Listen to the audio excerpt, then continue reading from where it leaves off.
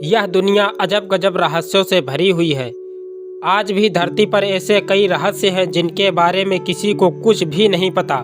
मित्रों, आज हम आपको एक ऐसे ही रहस्यमय घाटी के बारे में बताने जा रहे हैं जिसके बारे में कहा जाता है कि उसे आज तक कोई भी नहीं ढूंढ पाया, जबकि ऐसा माना जाता है कि यह घाटी अरुणाचल प्रदेश और तिब्बत के बीच में कहीं स्थित है।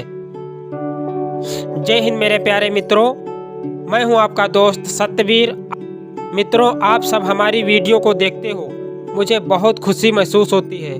मित्रों, आप सब हमारी फैमिली हो, इसीलिए आप सबसे हाथ जोड़कर विनम्र निवेदन है कि भैया इस चैनल को अगर सब्सक्राइब नहीं किए हो तो चैनल को सब्सक्राइब कर लीजिए और बेल आइकन को दबा लीजिए, जिससे आपको वीडियो मिल सके सबसे पहले। सब्सक्राइब करो पहले। हाँ, जल्दी करो। मुझे पता है कि आप लोग नहीं करते, वीडियो देखते हो लेकिन सब्सक्राइब नहीं करते। लाल कलर का बटन नहीं से दबाओ, जल्दी दबाओ, जल्दी दबाओ, फिर मैं शुरू करूँ। दबा दो जल्दी। रहा नहीं जाता, तड़प ही ऐसी है ना। अबे जल्दी बोल, कल सुबह पनवेल निकलना है। चलो ज्यादा देरी न करते हुए वीडियो को शुरू करते हैं। जैसे कि बरमुंडा ट्रायंगल में कोई वस्तु अगर चली जाती है तो वह दोबारा लौट कर नहीं आ सकती, ठीक वैसे ही सागरीला घाटी के बारे में कहा जाता है, इसीलिए इसे रहस्यमय कहा गया है। इस जगह को सागरीला घाटी के नाम से जाना जाता है।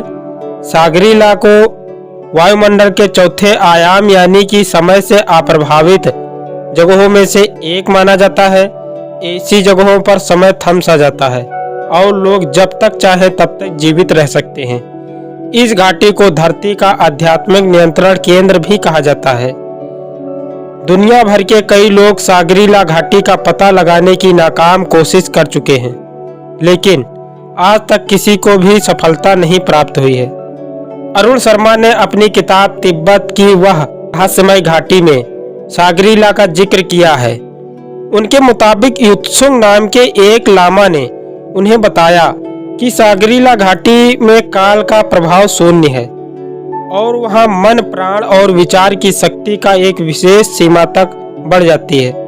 उन्होंने बताया कि अगर कोई वस्तु या इंसान वहां अनजाने में भी चला जाए तो वह वापस दुनिया में कभी नहीं आ पाता।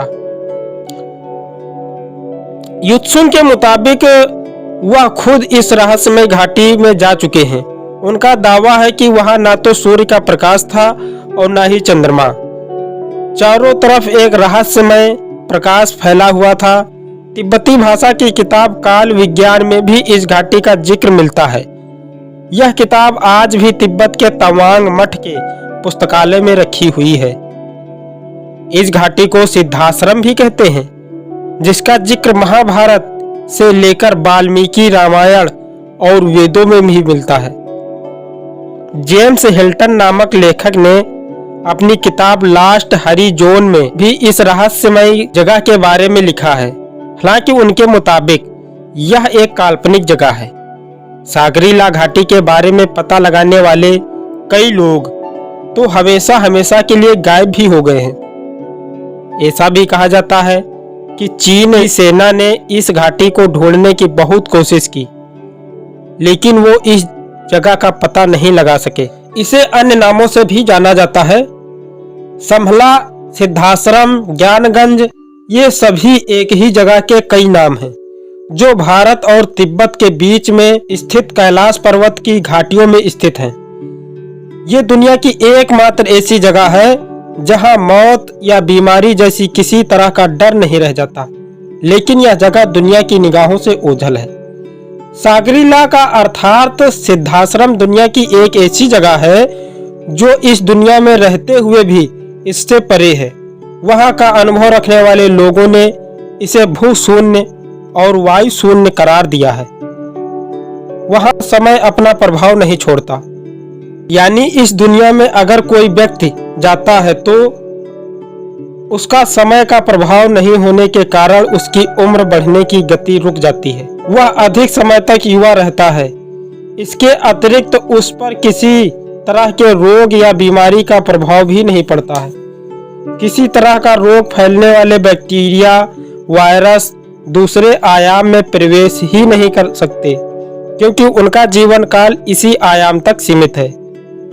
केवल यही नहीं, बल्कि इस घाटी में प्रवेश करने पर प्राण, मन के विचार की शक्ति और शारीरिक क्षमता और मानसिक चेतना कई गुना तक बढ़ जाती है। यह एकमात्र ऐसी जगह है जो कि पृथ्वी के तीनों आयामों से परे चौथे आयाम में स्थित है।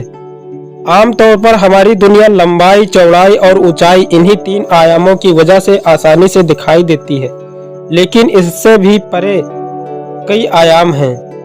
प्रसिद्ध वैज्ञानिक स्टीफन हॉकिंग ने आयामों की संख्या 11 तक बताई है। सांग्रीला घाटी इसमें से चौथे आयाम में स्थित है, लेकिन हम अपने तीनों आयामों में कार्य व्यवहार करने में इतने आदी हो चुके हैं कि हमें चौथे आयाम की वस्तुएं दिखाई नहीं देती हैं। केवल ध्यान की उच्चतर अवस्था तक पहुँचे सिद्ध योगी जन ही दूसरे आयाम की वस्तुओं या स्थानों को देख सकते हैं। इसीलिए सांग्रीला घाटी हमारी निगाहों से परे है। नेशनल जियोग्राफिक चैनल की एक टीम ने भी सांग्रीला घाटी की तलाश करने की कोशिश की है, लेकिन उनकी टीम मात्र सांग्रीला घाटी के बाहरी हिस्से तक ही पहुंच पाए।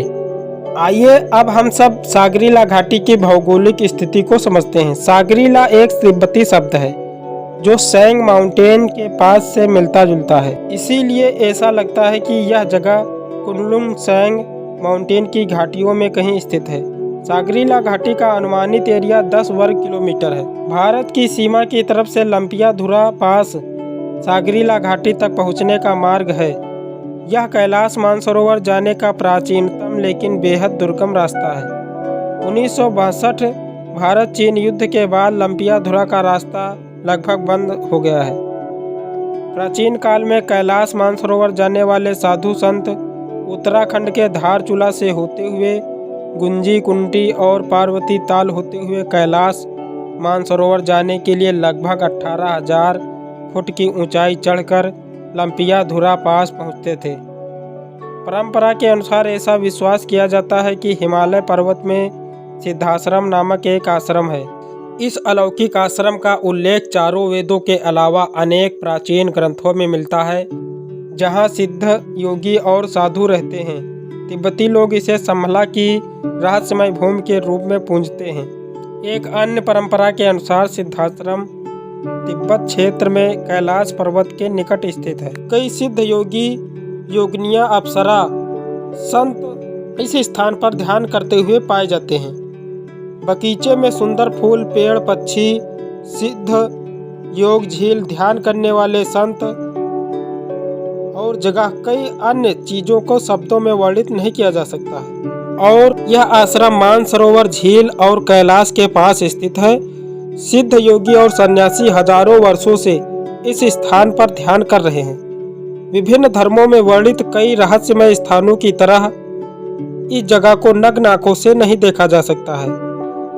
यह एक अनुभव है और केवल ध्यान और आध्यात्मिक जागरूकता के मार्ग से हम इस स्थान का अनुभव कर सकते हैं। स्वामी विशुद्धानंद परमहंस ने सबसे पहले सार्वजनिक रूप से इस स्थान की बात की थी। उन्हें बचपन में कुछ समय के लिए वहां ले जाया गया। उन्होंने लंबे समय तक ज्ञानगंज आश्रम में अपनी साधना की। हिंदू धर्म में कई लोग मानते हैं कि महर्षि वशिष्ठ, विश्वामित्र, कणाद, पुलस्त, अत्रि, महायोगी गोरखनाथ, श्रीमद शंकराचार्य, भीष्म, कृपाचार्य को भौतिक रूप से वहां रखते हुए देखा जा सकता है और किसी को भी उनके उपदेश सुनने का सौभाग्य प्राप्त हो सकता है। दोस्तों, आप सबके दुआ आशीर्वाद से आपके भाई की वीडियो लगभग 5,000 दोस्तों तक पहुंच रही है। मित्रों, मुझे इससे बहुत खुशी मिलती है, लेकिन मित्रों जब मैं सब्सक्राइबर की ओर देखता हूं तो शर्म सी लगती है। तो भाई, आप सभी से हाथ जोड़कर प्रार्थना है कि अपने छोटे भाई के चैनल को भी सब्सक्राइब कर लीजिए, जिससे आपके भाई का भी सिर गर्व से ऊंचा हो सके। दोस्तों, इस वीडियो के लिए मात्र 3,000 सब्सक्राइबर का टारगेट रखते हैं। देखते हैं आप लोग इसे पूरा कर पाते हो या नहीं। दोस्तों, कमेंट बॉक्स में जय श्री राम लिखना मत भूलना। तक के लिए जय हिंद, जय श्री राम, आदाब, सत श्री अकाल।